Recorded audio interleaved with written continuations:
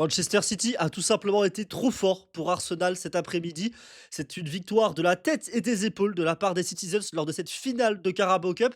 Premier titre de la saison pour Pep Guardiola et ses hommes. Un titre totalement mérité avec une excellente deuxième mi-temps de la part des Citizens. Une entame de seconde période où Pep Guardiola a fait des ajustements qui ont été payants et qui ont complètement enfoncé la tête des Gunners sous l'eau. Arsenal qui ne s'est jamais remis de cette entame de seconde période où ils ont encaissé 2 buts de O'Reilly coup sur coup. Et Mikel Arteta a une part de responsabilité dans cette défaite, tout comme son gardien Kepa Arrizabalaga, qui est le premier fautif. Clairement, aujourd'hui, on va y venir. On va d'abord féliciter les Citizens et féliciter aussi la très bonne préparation et surtout les très bons ajustements de Pep Guardiola sur cette rencontre. L'entraîneur catalan avait choisi d'aligner un 11 avec 4 offensifs. Aujourd'hui, Cherki, Semenyo, Doku et Haaland étaient présents sur la feuille de match avec un milieu de terrain qui était tenu à bout de bras par Rodri, bien épaulé par un Bernardo Silva complètement inépuisable au milieu de terrain et qui a eu un rôle clé dans le succès de Manchester City. On y viendra un petit peu après.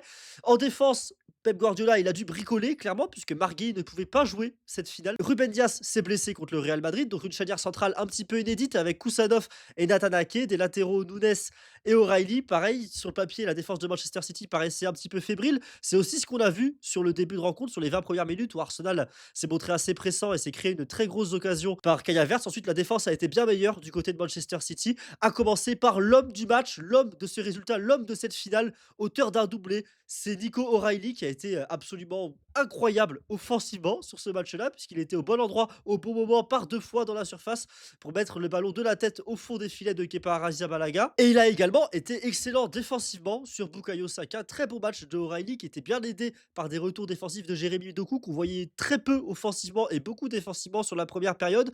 Ensuite, en seconde période, l'équipe de Pep Guardiola s'est complètement libérée grâce à des bons choix de la part de l'entraîneur catalan. Le choix notamment d'offrir une immense liberté à Bernardo Silva sur la seconde période, alors qu'en première mi-temps, il était beaucoup plus cantonné à un rôle aux côtés, un petit peu devant, pas très loin de Rodri et de Cherki. En seconde période, Bernardo Silva, il a pu apporter son soutien sur les ailes.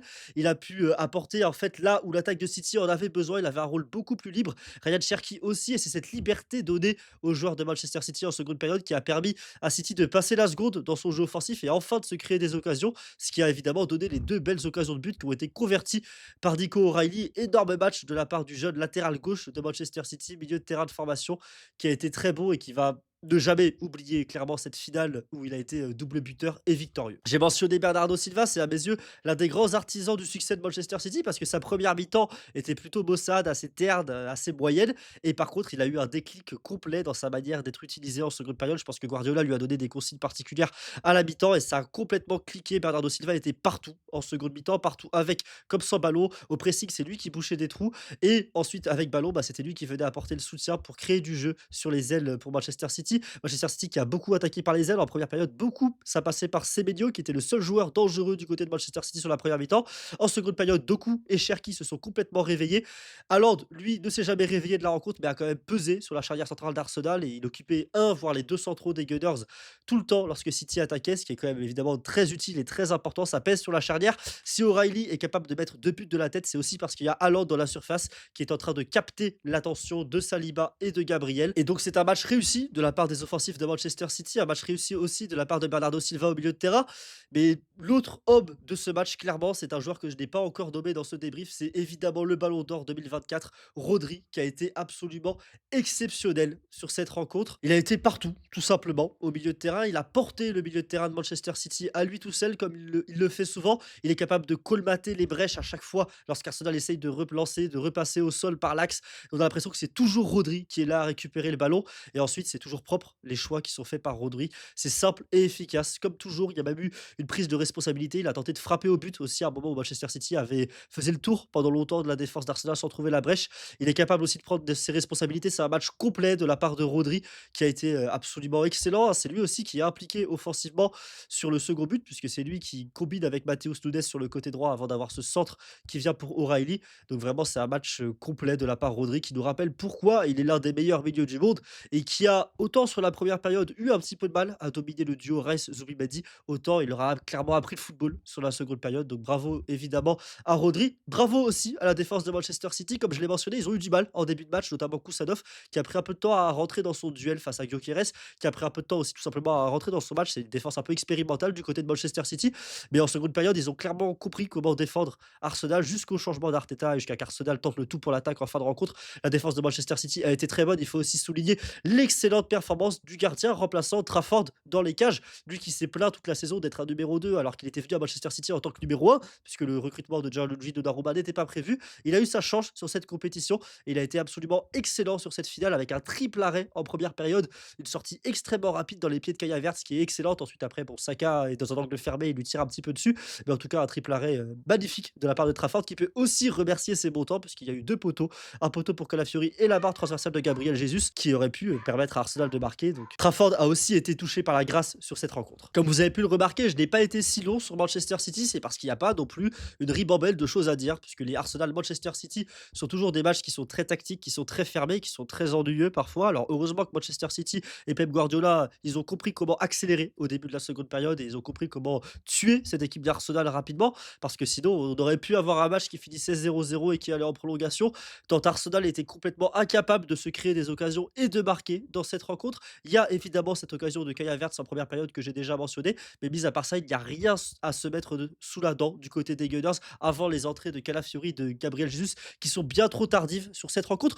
Pourtant, Mikel Arteta avait fait confiance à son 11 habituel avec la présence de Kai Havertz à la place d'Eberechi Eze par rapport au match contre les Leverkusen, puisqu'on le sait, Eze s'est blessé lors de cette rencontre. Sinon, c'était les mêmes et on recommence du côté de Mikel Arteta. Ça a quand même plutôt bien fonctionné sur la première période. Arsenal a décidé de laisser le ballon à Manchester City, mais défendait extrêmement bien face aux Citizens. Ils se sont créés aussi évidemment cette triple occasion avec Havertz qui aurait pu clairement ouvrir le score autour de la 15e minute. Malheureusement, ça n'a pas suffi et surtout, ils n'ont pas du tout compris comment freiner Manchester City une fois qu'il s'était bien accéléré en face en seconde période. Mikel Arteta n'a pas du tout réussi à s'ajuster. Pour moi, il y avait un changement logique à faire dès la mi-temps de cette rencontre. C'était la sortie d'Incapié qui avait pris un carton jaune et qui était complètement incapable de défendre sur ses médios, alors que Calafiori, lui, a réussi à bien mieux défendre sur la seconde période lorsqu'il est rentré en jeu après l'heure de jeu. Et surtout, il a réussi à apporter offensivement quelque chose qu'Incapié n'a pas du tout fait sur cette rencontre. Donc je pense que ça, c'était un changement à faire beaucoup plus tôt de la part de Mikel Arteta. Il y a un autre joueur qui était complètement transparent sur ce match-là, c'est Victor Gyökeres. J'en peux plus de Victor Gyökeres. J'essaye parfois de voir du positif. Oui, il y a un peu de positif à dire. C'est un joueur qui presse extrêmement bien, qui a un coffre, qui s'arrête jamais de courir, qui fait les efforts. C'est bien, mais on parle pas d'un numéro 6, on parle pas d'un numéro 8, on parle d'un numéro 9. Et ce qu'on veut voir de la part de Victor Gyökeres, c'est des occasions, c'est des buts, c'est une présence dans la surface. Et il y a rien de tout ça. Et il y a cette action qui était absolument insupportable à regarder lorsque Victor Gyökeres reçoit le ballon dans l'axe du terrain, dans le sens du but. Et ensuite, il prend du temps à se mettre en courir. On sait que c'est un peu un diesel à la course, Victor Gyökeres. Il se fait complètement dépasser par Nathan Ake qui sauve son équipe. Et ce que je comprends pas, c'est que Victor Gyökeres, c'est un attaquant, un numéro 9, et il n'a pas l'instinct de buteur de mettre son corps en opposition par rapport à Ake et de protéger son ballon. Parce que son contrôle, il est un peu long, d'accord, mais il n'est pas long au point que Trafford va la récupérer. Il a une réelle occasion de but s'il protège son ballon, s'il vient croiser en fait la course de Nathan Ake. Et au lieu de ça, au lieu de croiser la course de Nathan Ake, Gyökeres il court tout droit, Ake est plus rapide, récupère le ballon, alors que s'il se met en opposition sur Ake, comme le fait un attaquant pour protéger son ballon et pour se créer son occasion de but, comme le fait la majorité des grands numéros 9, et ben là, il y a une occasion de but pour Gyökeres, mais pas du tout. Et j'en ai marre de voir ce genre d'action où Gyökeres est beaucoup trop passif. C'est un joueur qui met de l'impact, qui se donne à fond dans les moments où ça n'apporte pas grand chose, où ça sert pas à grand chose. Et sur les rares fois où il faut tout donner, et ben Victor Gyökeres ne donne pas tout. Et c'est insupportable à regarder en tant que fan d'Arsenal.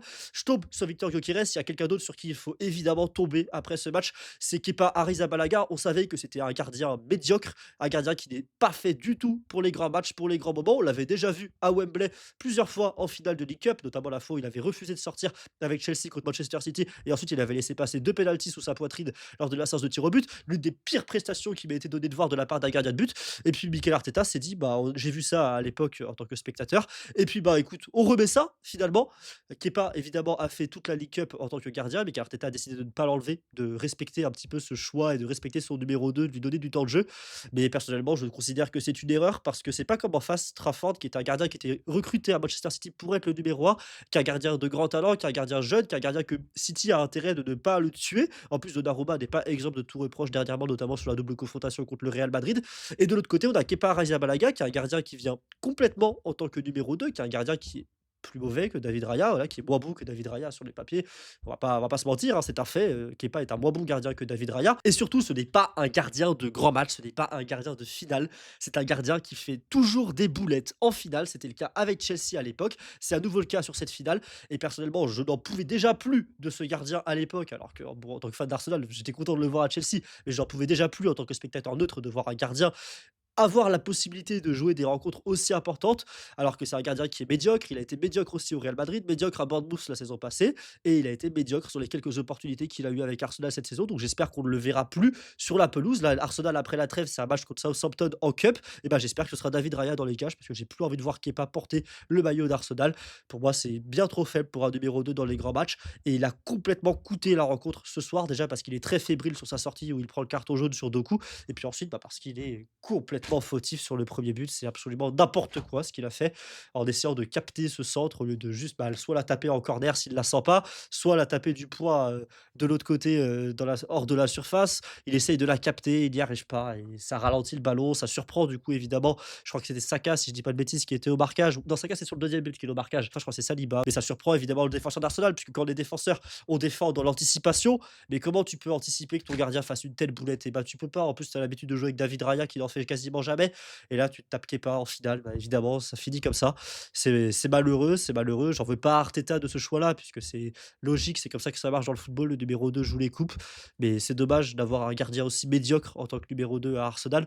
Et on se me rappelle de la belle époque où les Gunners avaient Ramsdale en tant que numéro 2 derrière Raya. Ça, pour le coup, c'était la belle époque. Et Ramsdale l'aurait pas fait sans être parfait, hein, bien sûr, mais en tout cas, il l'aurait pas fait. Une boulette pareille. Et j'en veux énormément à Kepa après cette rencontre. Je suis tombé sur Gyökeres et sur Kepa. J'ai aussi mentionné Nkapié qui a fait un match complètement raté. Pour le coup, il prend un carton jaune complètement stupide en début de rencontre et ça l'empêche complètement de défendre et de s'imposer dans son duel face à Semenyo où il s'est fait mélanger toute la rencontre avant de sortir beaucoup trop tard. À mes yeux, Arteta s'est complètement foiré sur ce changement. Alors, aligner Nkapié, ça fait sens, c'est pas de problème, c'est ta hiérarchie, c'est tes habitudes.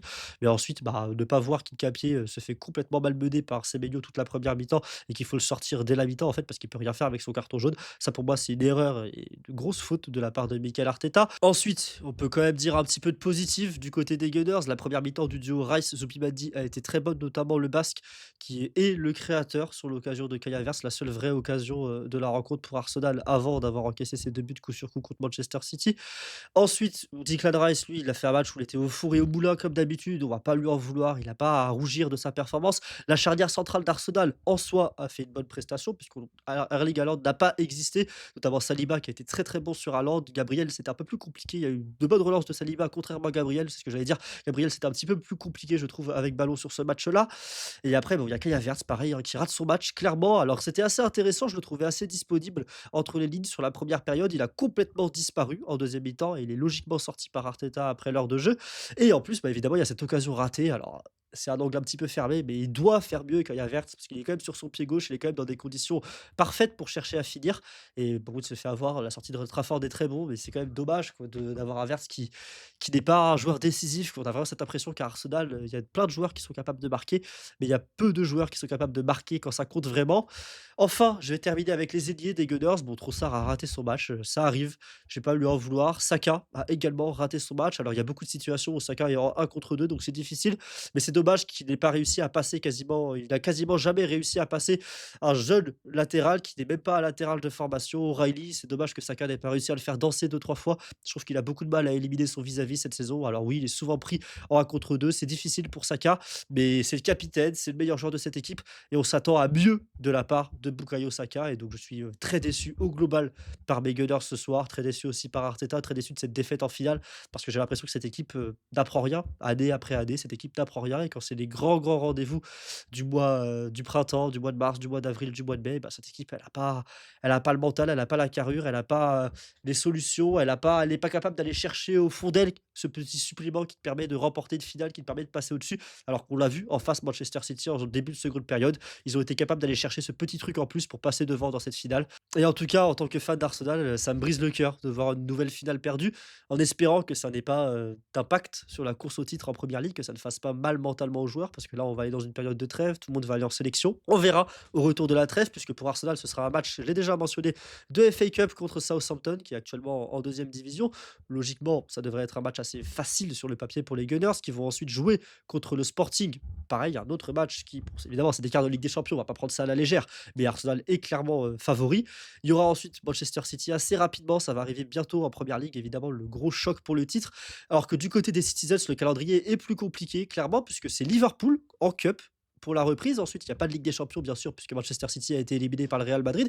Mais le week-end suivant, ce sera Chelsea en championnat. Alors, bon, le Chelsea de Liam Rosenior, ça a l'air d'être assez facile à battre au vu des derniers matchs. Mais quand même, attention pour Manchester City, qui a l'habitude de perdre des points contre les rivaux d'Arsenal. Souvent, Chelsea et Tottenham arrivent à aider Arsenal dans la lutte au titre. Donc, attention à ce match-là qui sera très intéressant à suivre. Pour ma part, je vais me dépêcher de monter et de sortir ce débrief, puisque ce soir, je vais également faire un débrief de Real Madrid Atlético, le derby de Madrid. Ça va bientôt commencer. Là, il est 20h16 à l'heure où je vous parle. Donc, j'ai 45 minutes pour monter ce débrief et ensuite le mettre devant Atlético Real Madrid et vous proposer un second débrief dans la soirée. Alors, ça sortira autour de minuit 30, 1 heure environ. Ça sortira tard, bien sûr. Surtout que j'ai pas sorti d'avant-match ni pour cette finale, ni pour le derby de Madrid parce que j'étais malade ces derniers jours. Je suis encore un petit peu malade. Je sais pas si ça s'entend, je sais pas si ça se voit, mais je suis pas dans le meilleur état pour tourner ces vidéos et c'est pour ça que j'ai pas fait d'avant-match. J'en suis désolé puisque ça me tenait à cœur de faire des avant-matchs de ces finales et je vais essayer au fur et à mesure, en progressant dans ma chaîne YouTube, de faire des avant-matchs, notamment pour les quarts de finale de Ligue des Champions, pour les Real Madrid-Bayern, sans doute qu'il y en aura.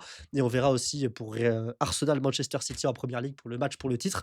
Et également, je pense que si le calendrier me permet, je ferai un avant-match. En tout cas, merci à vous d'avoir regardé ce débrief jusqu'au bout. On se retrouve très bientôt, dès ce soir, hein, littéralement. Une deuxième vidéo ce soir, Real Madrid, Atlético de Madrid. Donc on se retrouve dans quelques heures sur les analyses du Guy. À très bientôt. Salut à tous. Ciao.